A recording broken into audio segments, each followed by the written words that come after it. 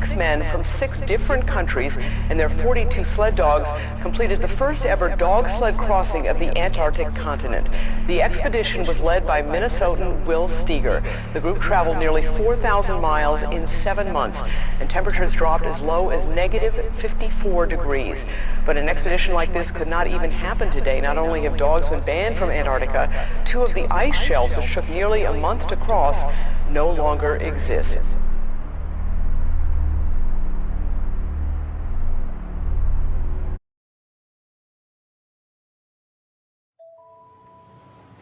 O que torna o ser humano único? Talvez nossa racionalidade, ou será a nossa capacidade de aprender? Talvez nossa forma de viver. Mas e se essas coisas não fossem uma exclusividade só nossa? Nesse vídeo eu abordarei o que talvez seja um dos analog horrors mais subestimados. A sequência de vídeos Tem Ninguém, de Alex Cassanas, o mesmo criador da série The Monument Mythos. Por isso eu recomendo que você assista a série e depois retorne nesse vídeo para entender a história. Mas sem mais delongas, vamos ao vídeo. O Ninguém, avistamento de 1990. Escritório japonês de pesquisa humana. O vídeo começa como um documentário. A princípio nos é apresentado um homem chamado Keizo Funatsu, e abaixo uma linha nos informa que o vídeo se trata da expedição transantártica de 1990. E nessa expedição descobriram uma nova espécie de animal, e podemos ver os primeiros registros desses seres.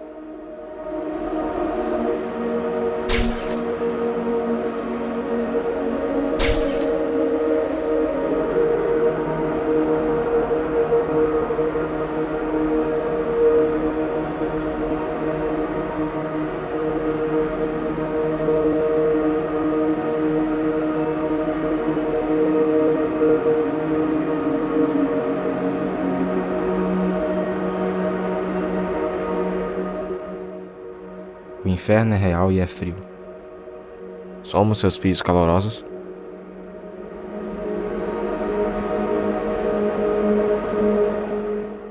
O que vai acontecer quando estiver quente? Frases bem enigmáticas, mas a primeira, o inferno é real e é frio, parece se referir à Antártica por algum motivo desconhecido. Keizo Funatsu é na verdade um dos integrantes da expedição. Ele apelidou as criaturas descobertas de Ninguém. Sobre a palavra ninguém, esse termo é usado para enfatizar o aspecto humano, como em humanidade, ou para distinguir seres humanos de outros seres. Um termo curioso para se dar a criaturas tão diferentes de nós.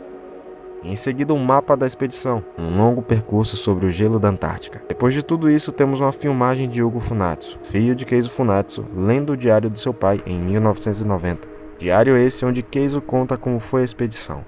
I went outside to feed the dogs. It wasn't bad at first, only negative 25 degrees Fahrenheit. And when I left the tent, I was happy.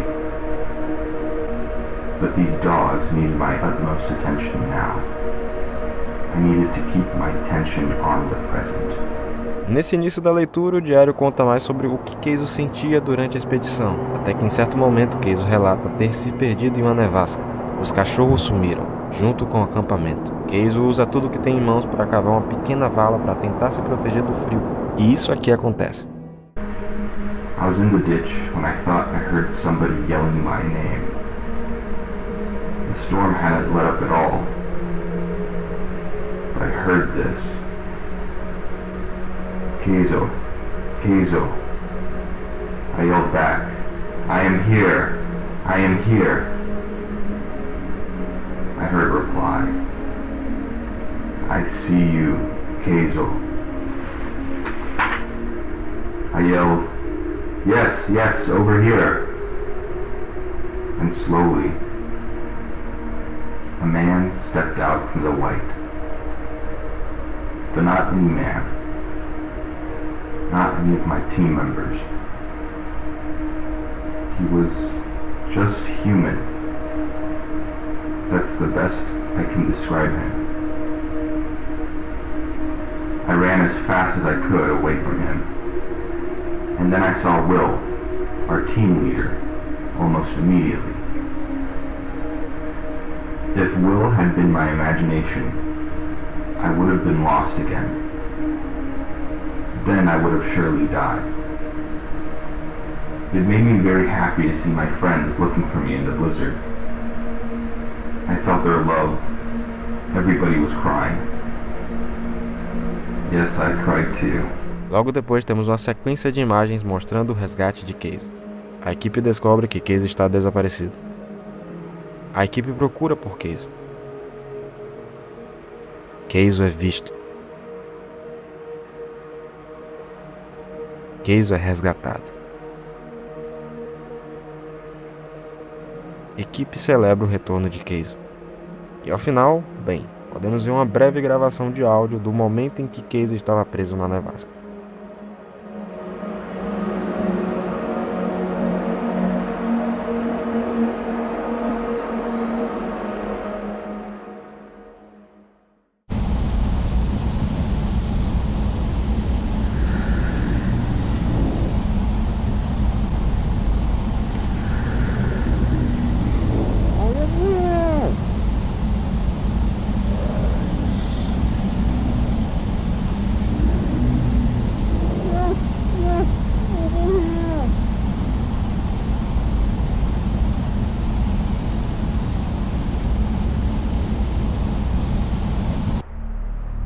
Six men from 6 different countries and their 42 sled dogs completed the first. Então ocorreu essa expedição transantártica a Trenó em 1990. Vários exploradores de diferentes países participaram. Descobriram uma nova espécie e Keizo teve contato com um deles. Parece que é tudo que o episódio tem a oferecer, mas na verdade ainda temos alguns segredos para explorar.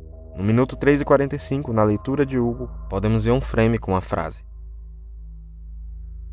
Funatsu Family Spray. Alguma coisa vê a família Funatsu, ou seja, Keizo e Hugo Funatsu, como uma presa. O segundo segredo sutil é que na língua japonesa temos 3 formas de escrever. Temos o kanji, o katakana e o hiragana. Os kanji são símbolos com significado, muito usados para escrever o nome dos japoneses.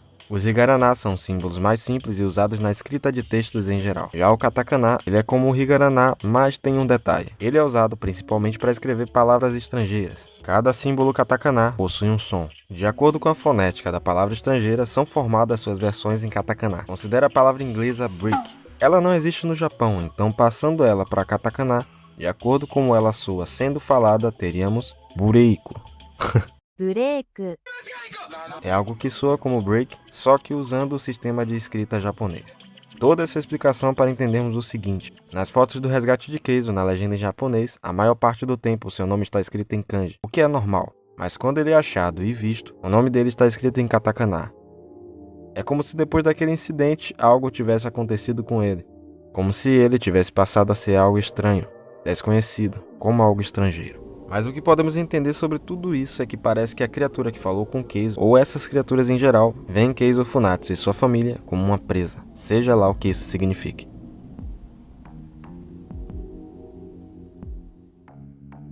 Ou Ninguém, vídeo de Águas Profundas de 1991.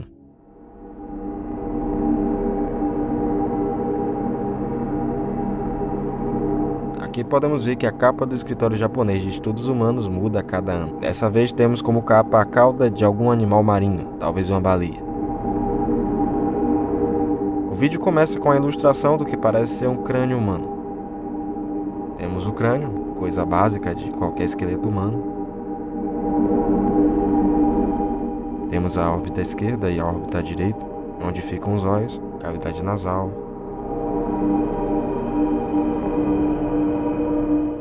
mandíbula, maxilar.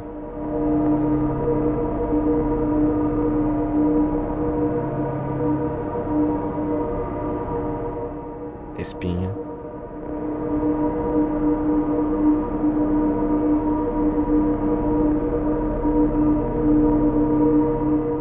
Reversão espinosa, né?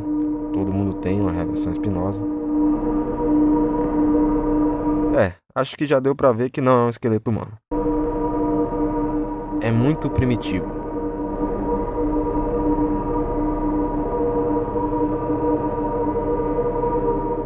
É fácil de fugir.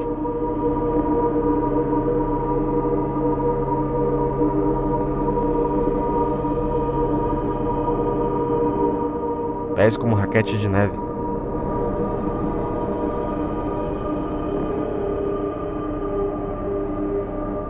Humano amigável.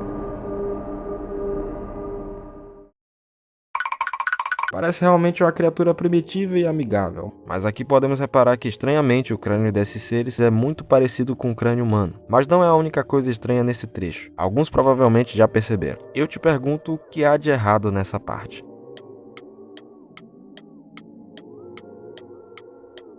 Se você ainda não viu, tudo bem, eu te explico. Observe que até aqui, do primeiro vídeo até então, as legendas descrevem o que está escrito em inglês, mas aqui na parte das órbitas em inglês temos a órbita esquerda e a órbita direita, mas em japonês duas palavras completamente diferentes. E assim descobrimos que a legenda em japonês não corresponde ao que está escrito em inglês, logo podemos traduzir tudo e saber o que elas dizem. Crânio, caçador inteligente. Órbita esquerda, bons olhos. Órbita direita, caça a presa. Cavidade nasal, sente o cheiro do medo. Mandíbula, rasgar a carne. Maxilar e ossos. Espinha, torna-se uma cauda. Reversão espinosa, caça no fundo do oceano. É muito primitivo, isso está mais evoluído do que qualquer um de nós. É fácil de fugir, isso sempre irá ultrapassá-lo. Pés como raquete de neve, esse aperto pode matá-lo instantaneamente. Humano amigável. Se quiser ver sua família mais uma vez, evite os humanos a qualquer custo. Não parece nem um pouco amigável agora. Então essas criaturas são predadores, e não qualquer predador, um predador inteligente. Sobre o crânio deles ser exatamente igual ao nosso, isso combina com a segunda frase enigmática do primeiro episódio. Somos seus filhos calorosos. É como se nós de alguma forma compartilhássemos da linhagem dessas criaturas. A parte do calorosos talvez seja porque não habitamos em ambientes frios como elas. Em seguida temos o que talvez seja a parte mais confusa de toda a série. Uma sequência de pinturas rupestres encontradas na Antártica, feitas pelos ninguéms. Na parte em japonês está escrito: nossos mitos são os mitos deles. Antecede a história de Ícaros em 11.000 anos.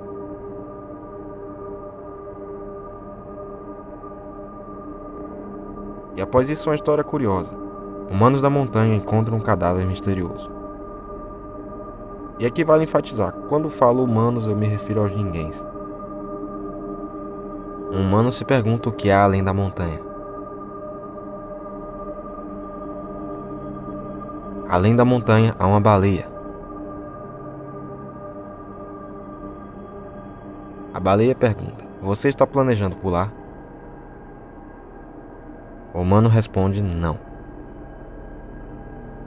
Mas eu invejo a liberdade das baleias, permitida por suas caudas. Minhas pernas me prendem nessa montanha. Sem saber o que dizer, a baleia vai embora.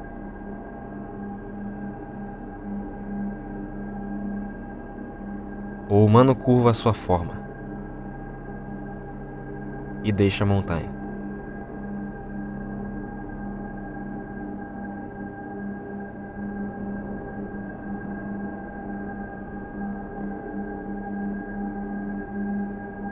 O humano encontra a baleia.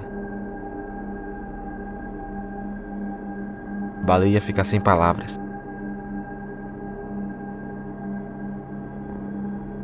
A baleia está cheia de esperança, mas na verdade a legenda em japonês aqui diz: a baleia está cheia de medo. Baleia grita: siga-me. Desejo ir além também, o humano fala.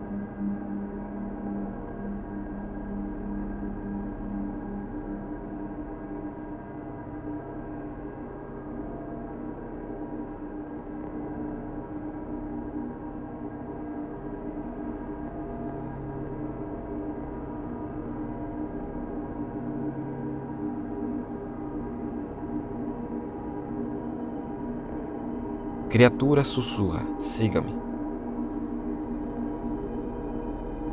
Desejo ir além também, o humano fala novamente.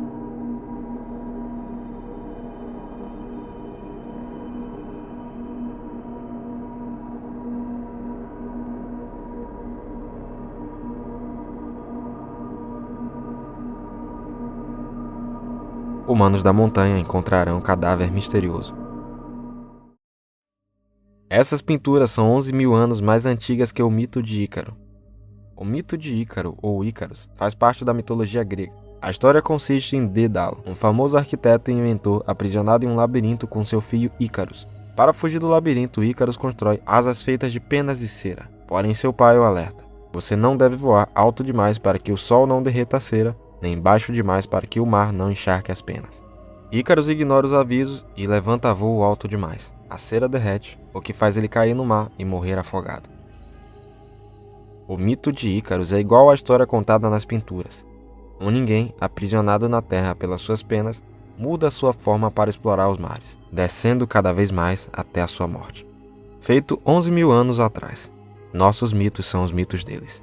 Mas aqui o detalhe confuso. As pinturas é mostrado que o ninguém de alguma forma cai do fundo do oceano para o topo da montanha do começo da história. Talvez seja simbólico, o oposto de Ícaros, que derreteu suas asas nos céus e morreu no mar. Na história o ninguém faz o oposto. Desce demais no abismo do oceano e morre caindo dos céus até a montanha. Mas tirando esse detalhe, o que fica claro tanto na história das pinturas quanto no mito de Ícaros é um ciclo. Sempre que se ambiciona ir longe demais, o destino acaba sendo a ruína. Além das pinturas, na transição do texto para a história, podemos ver a frase mudar rapidamente para algo como "Nós somos os fios calorosos". De todo esse trecho podemos entender algumas coisas, a começar por essa frase, "Nós somos os fios calorosos". Ela confirma a ideia de que nós, seres humanos, temos algum parentesco genético com essas criaturas. O fato de nossos mitos serem iguais aos deles também reforça isso. A história das pinturas também mostra o porquê os ninguém serem mais evoluídos do que qualquer ser humano. Eles conseguem copiar a forma de outras criaturas apenas observando e também evoluir se fundindo com elas.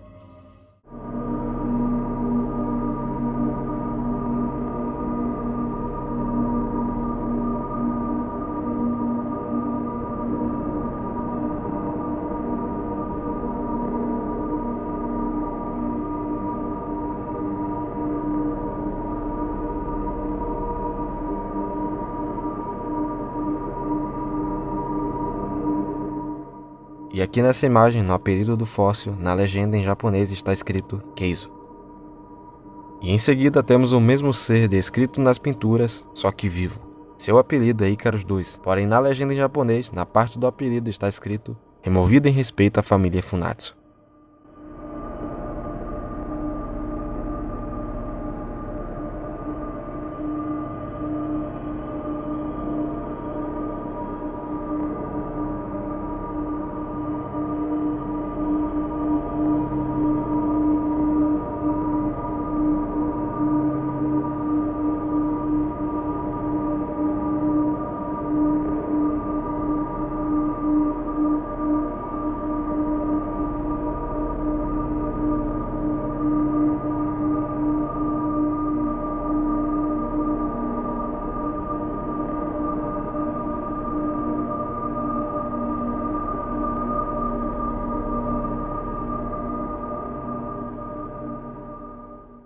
Sobre o nome de Keizo em Ícaros I, talvez isso signifique que Keizo, assim como Ícaros I, que teve somente seus ossos encontrados em 1990, também teve um destino trágico por querer ir além. Descobrir coisas que não deveria. O que explicaria o porquê Keizo não aparece pessoalmente na história e o porquê o seu filho, Hugo, teve que ler o seu diário. Já sobre o trecho de Ícaros II, a frase, removido em respeito à família Funatsu, dá a entender que Ícaros II fez algo horrível contra Keizo e Hugo Funatsu. E uma coisa interessante, é como se a narrativa fizesse um paralelo entre a história das pinturas e alguma coisa que ocorreu com Keizo. Nas pinturas, quando ninguém desce ao abismo, ele encontra outra igual a si, e essa criatura semelhante a ele pede para o segui-lo, e logo após isso, Ícaros I morre.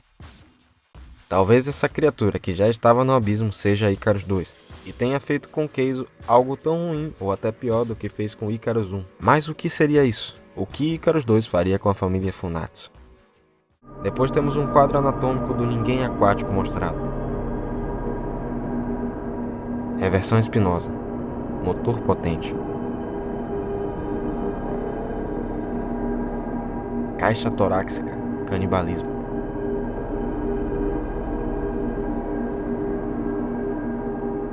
Escápula. Ossos à prova de balas. Húmero. Excelentes instintos. Rádio/una. Toda vez. Mão. Quebra o pescoço.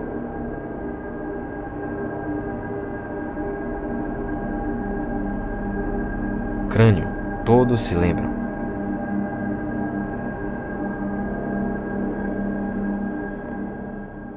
Humano amigável. O ancestral comedor de pessoas. Esses seres conseguem evoluir. Até agora vimos duas fases. A primeira com o corpo bípede e a segunda com o corpo adaptado à água. Icarus 1 estava tentando ir além, mas o que era esse além?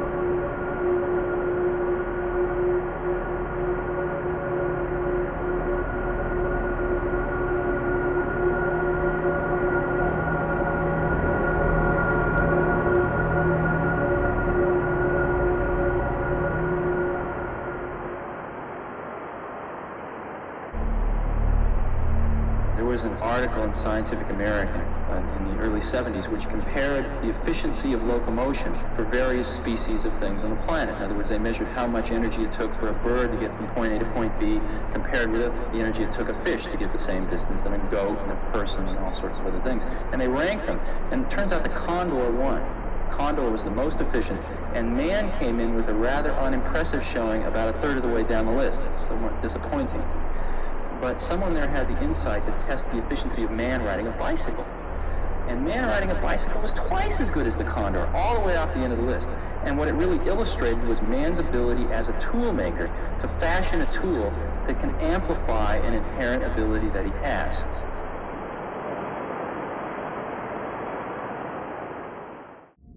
Bom, então esses seres até agora possuem 3 estágios de evolução: a forma bípede, a forma aquática e o infame estágio 3, uma espécie de coluna vertebral voadora.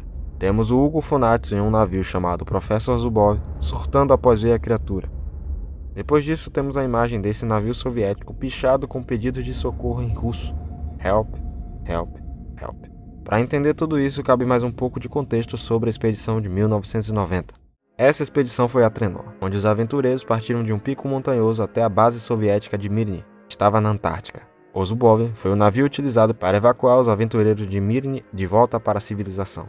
E agora vemos esse mesmo navio usado nas viagens à Antártica com essas palavras pichadas. Algo de muito ruim ocorreu por aqui. O que confirma isso é a pintura feita por um tripulante soviético, que foi encontrada no navio. A embarcação foi atacada e Hugo estava nela. Sobre a pintura encontrada no Zubov e a arte de Utagawa, elas se alinham perfeitamente. É como se o que ocorreu no navio já tivesse acontecido antes e a criatura da arte de Utagawa fosse a mesma da pintura do Zubov, mas retratada aos moldes daquela época de 1844. Nossos mitos são os mitos deles. Arte feita por Utagawa Kuniyoshi, aproximadamente 1844. A arte é conhecida como Princesa Takayasha e o Espectro Esquelético. A história dela é que um homem chamado Taira no Masadoka tentou uma rebelião contra o imperador e foi eliminado por isso, mas se tornou uma lenda, e a sua filha, Takayasha, passou a ser retratada em lendas como uma poderosa bruxa que usava seus feitiços para lutar contra os inimigos do seu clã. Na cena podemos ver ela invocando uma criatura chamada de Gacha do Kuru. E o curioso é que essa criatura é formada de ossos de pessoas que já morreram, principalmente soldados que morreram em batalha ou vítimas da fome. Algo muito parecido com o que os Ninguém fazem, fundir corpos. E no fim temos o áudio da Scientific American, onde nos é mostrada a pesquisa sobre a eficiência de locomoção de várias espécies. O que devemos saber sobre esse artigo, além do que foi mostrado, é que peixes de grande porte como o salmão ocuparam o segundo lugar na lista de eficiência. E isso é importante porque acaba descrevendo os estágios de evolução dos ninguéms. O ninguém no primeiro estágio é bípede, assim como o humano. Após isso, no segundo estágio, ele passa a nadar, assim como os peixes de grande porte. E por fim, no estágio 3, ele voa, assim como o condor. Mas observe que no artigo temos um elemento a mais. O homem usando uma bicicleta é 2 vezes mais rápido que o condor. O que isso quer dizer? Os ninguéms ainda podem atingir um quarto estágio de evolução, que ainda não foi revelado. Então, resumindo o episódio, ocorreu algo com Keizo durante a sua expedição de 1990. Os ninguéms podem evoluir e copiar a forma de outros seres. O navio Zubov foi atacado durante uma expedição, e Hugo estava nele. Agora podemos começar o terceiro e último episódio da série. O Ninguém, Análise de Navios de 1992.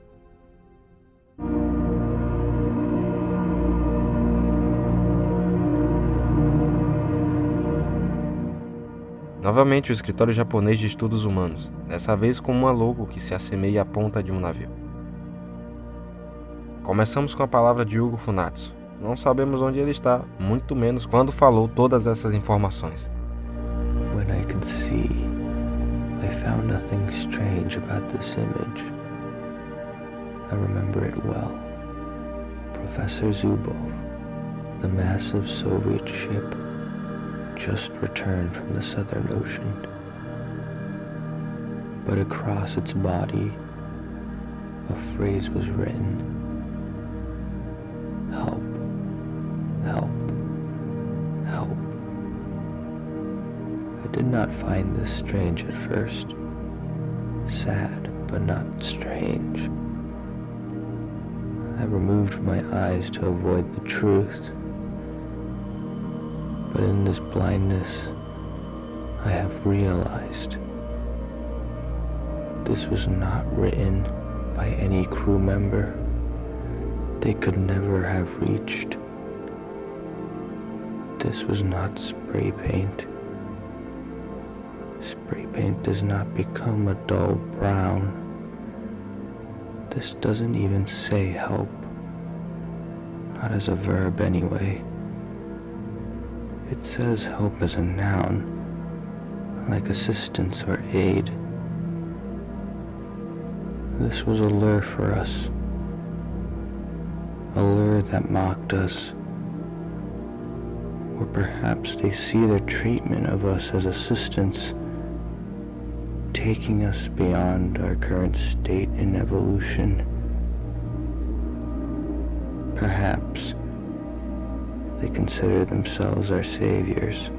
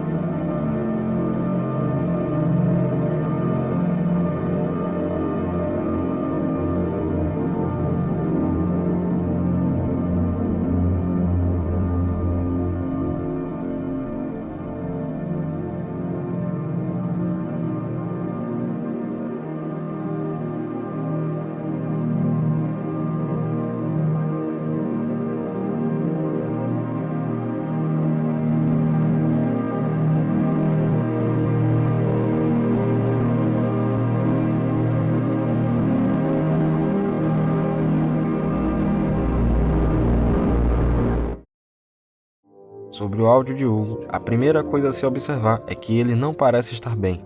Isso é demonstrado pela sua voz fraca e pelas imagens que aparecem enquanto ele fala. Outra coisa que confirma isso é que no áudio ele fala que removeu os próprios olhos para não ver a verdade, o que indica como ele estava debilitado psicologicamente. No áudio ele fala sobre as palavras escritas no casco do Zubov quando ele retornou ao porto, mas a partir daqui começa a confusão. Ele fala disso como se não estivesse no navio. Afinal, se ele estivesse no Zubov quando isso foi escrito, ele não precisaria pensar muito para saber como que aquelas pichações foram parar ali. Então, como é que ele foi atacado no Zubov no episódio anterior, se aqui parece que ele não estava na expedição? E aqui vem a revelação.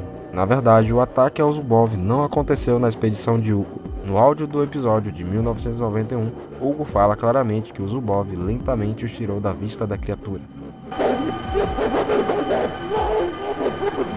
Ou seja, eles não foram atacados. Na verdade, parece que eles voltaram normalmente da expedição. Então, quando esse ataque ocorreu? Será que foi na expedição de 1990? E a resposta é também não. O que confirma isso é o trecho que acontece logo em seguida. O vídeo que demonstra como foi esse ataque. E quem executou isso foi Icarus II. E Icarus II só assumiu o estágio 3, o estágio voador, depois de 1991. Ou seja, é impossível que isso tenha ocorrido em 1990. No final, na verdade, parece que temos 3 expedições em que o Zubov foi utilizado. A de 1990, onde Keizo estava presente. A de 1991, onde Hugo participou e entrou em contato com Icarus II. E a de 1992, onde o Zubov foi atacado e retornou com aquelas palavras no casco. E esse trecho mostra como foi esse ataque. Zubov presa. Icarus II, predador. Aqui podemos ver Icarus II se fundindo com o Zubov. E aqui temos a revelação do estágio 4 que ninguém pode assumir. Icarus III, assim como um ser humano usando uma bicicleta, usa o navio Zubov como uma ferramenta e se torna o que é descrito como fábrica humana. Em seguida temos um vídeo bizarro de dentro do Zubov. Uma porta com uma espécie de matéria orgânica se movendo de maneira estranha, o que por hora não dá para saber do que se trata. Mas ainda há uma pequena pergunta. No áudio da Scientific American, o homem usou a bicicleta para amplificar uma habilidade inata, que era de se locomover. Por que Icarus II se fundiu com o Zubov? É uma resposta que temos na outra metade do episódio, onde tudo fica cada vez pior.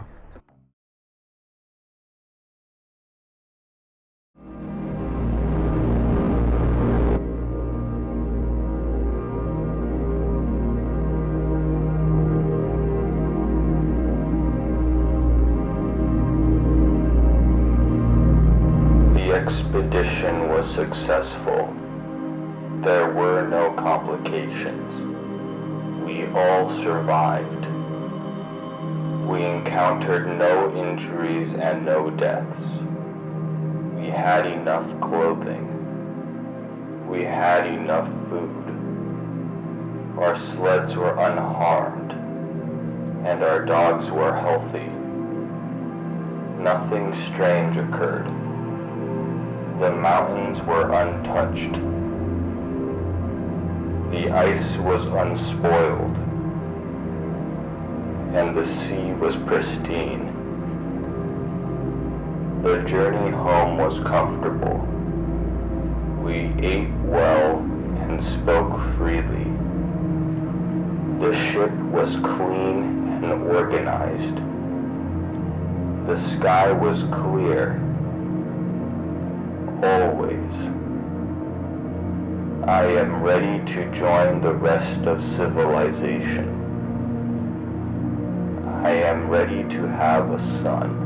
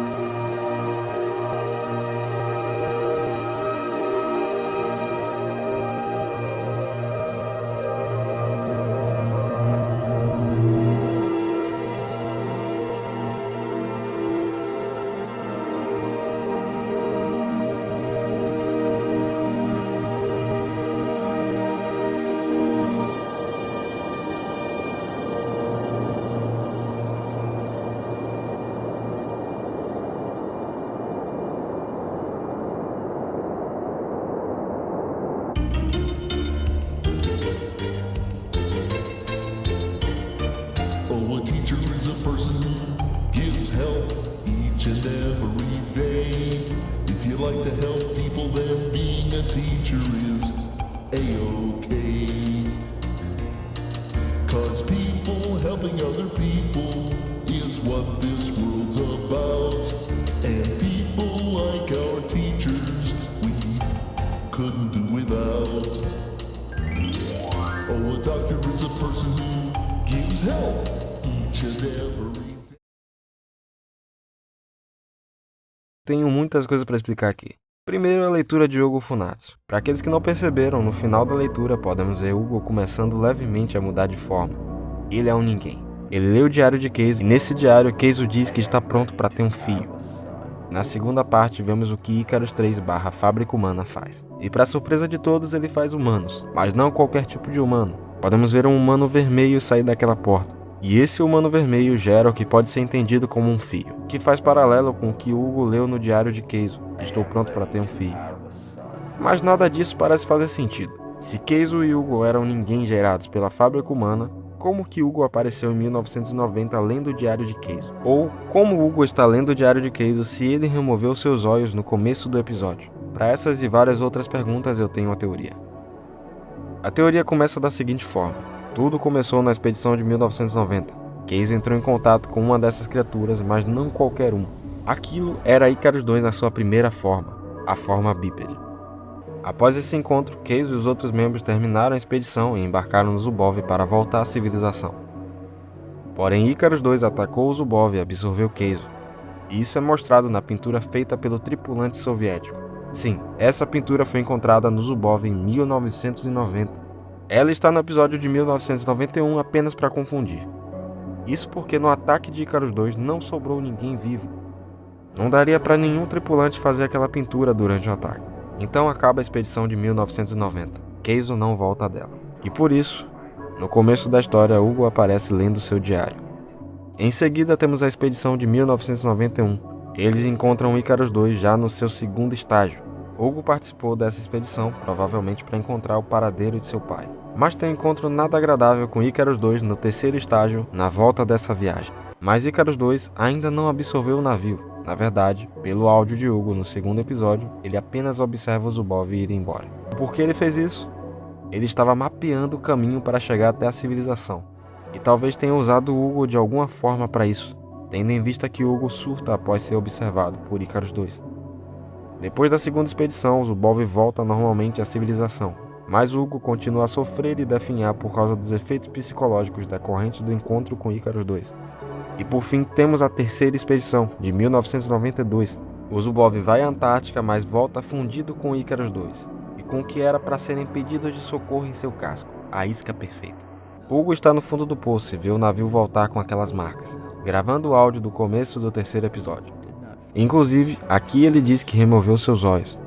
O Zubov chegou ao porto depois de absorver e clonar toda a tripulação original, clonando também Keizo e Hugo, usando o DNA de Keizo e a aparência de ambos. Finalmente, o Hugo clonado se infiltra na sociedade, chegando a ler o resto do diário de Keizo. O que seria impossível para o Hugo de verdade, porque removeu seus próprios olhos. E aqui, o Hugo falso mente ao ler o diário. Na volta da expedição de 1990, o Zubov também foi atacado, mas essa coisa lê como se nada de errado tivesse acontecido. E no final ele fala: I am ready to join the rest of civilization. I am ready to have a son. Está pronto para voltar à sociedade e ter um filho. Na verdade, isso são palavras de Icarus 3. Nem faria sentido o verdadeiro Keizo escrever isso, porque o Keizo já tinha seu filho Hugo Funatsu antes mesmo da expedição. Esse suposto Hugo está falando do seu pai. O problema é que o seu pai é Icarus 3. Está descrevendo o que Icarus 3 fez. Voltou à sociedade e teve um filho, que é essa cópia do Hugo. E agora a fábrica humana já está no porto. Cópias das pessoas já se infiltraram na sociedade. E como mostrado pelas pinturas nas montanhas, a ambição demasiada sempre leva à ruína. Os humanos queriam descobrir mais do que deviam, e o resultado foi catastrófico. Então, enfim, temos a resposta daquela terceira frase enigmática do primeiro episódio. O inferno é real e é frio. Somos seus filhos calorosos? O que vai acontecer quando estiver quente? O colapso da civilização humana.